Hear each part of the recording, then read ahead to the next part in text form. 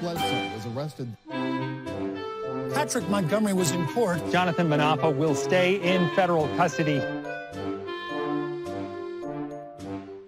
No, I don't take responsibility at all.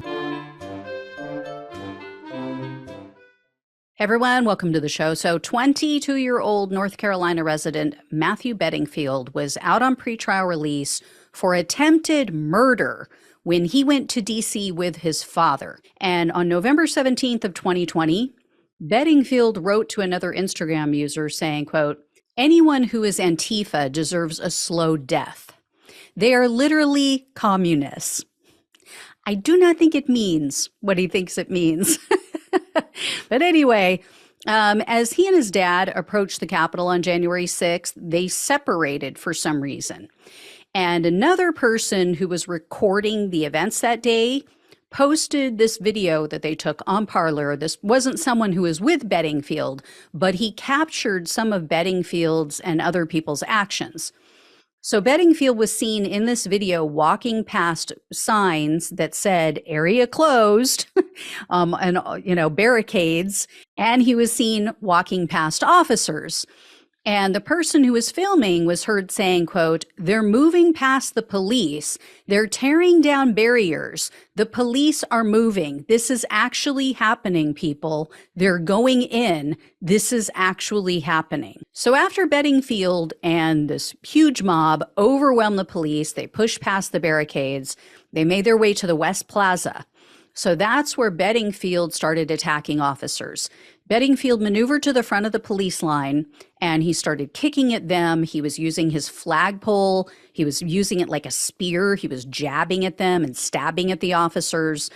Sergeant Aquilino Gonell was one of the officers who was injured by Beddingfield in that part of the attack. Sergeant Gonell provided a victim impact statement that said that Beddingfield hit him in the thighs and in the groin numerous times. And he said, quote, "causing excruciating pain." And when other officers ordered Beddingfield to back up, he yelled at them and he said, quote, "Fuck you, you're on the wrong side." Beddingfield was also seen on video using that same flagpole to swipe at another officer's head. This was while the officer wasn't looking. And then Beddingfield was seen standing back and he gave the Nazi salute. And Beddingfield hit the officers so hard and so many times that it actually bent his flagpole.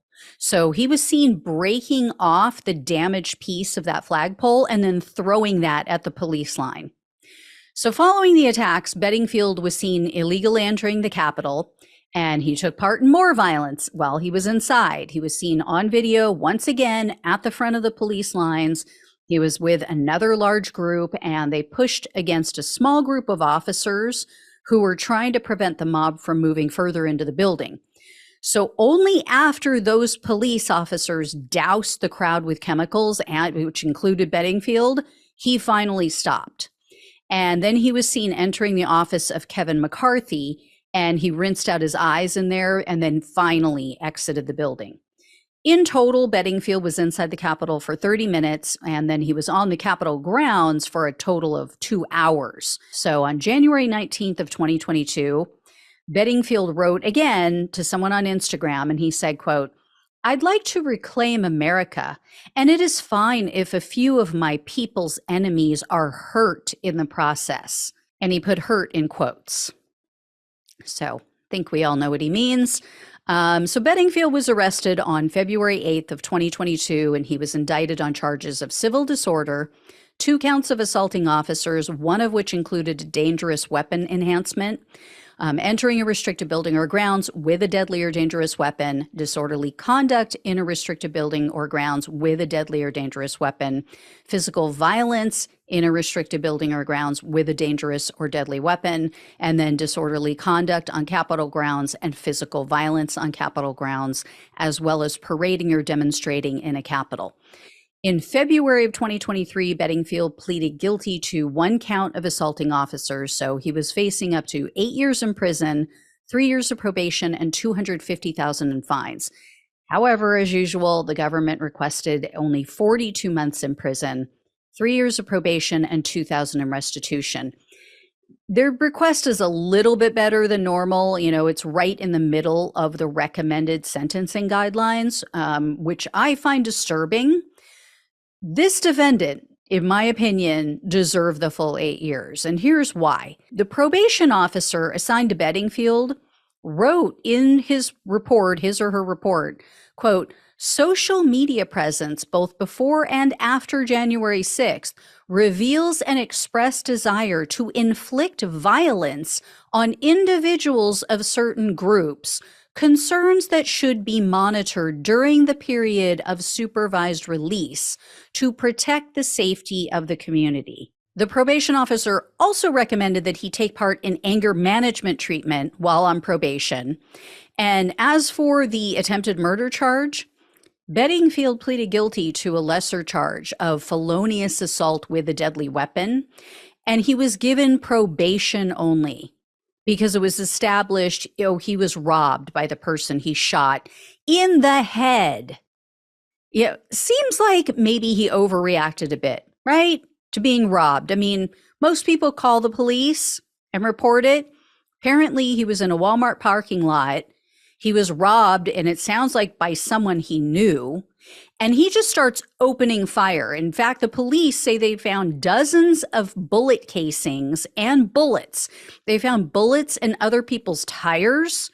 They found them scattered throughout the parking lot. I mean, he could have killed anyone. He could have killed multiple people.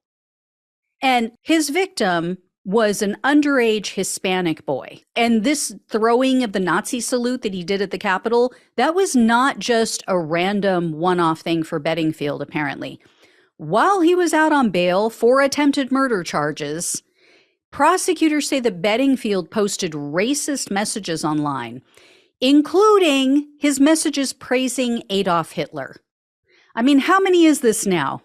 Right? How many January 6 defendants have we now heard of praising Hitler, throwing a Nazi, salute, making videos about white supremacy or being followers of white supremacists? I mean, come on. But they're going to tell us, everybody there at the Capitol, they were just, these are people who are economically disadvantaged. MAGA has nothing to do with racism. Bullshit. And when the FBI searched Beddingfield's phone, they found numerous images of swastikas, pro-Hitler memes, white supremacist memes. They also found messages that were sent by Beddingfield in which he expressed, quote, deep resentment toward Black, Hispanic, Native American, and LGBTQ people. The prosecutor wrote, quote, in some of the messages and exchanges, Beddingfield unabashedly expresses his wish that members of those groups meet a violent end, and in others, he expresses a desire to inflict said violence or death on the same. Anyway, U.S. District Judge Carl Nichols presided over Beddingfield's case.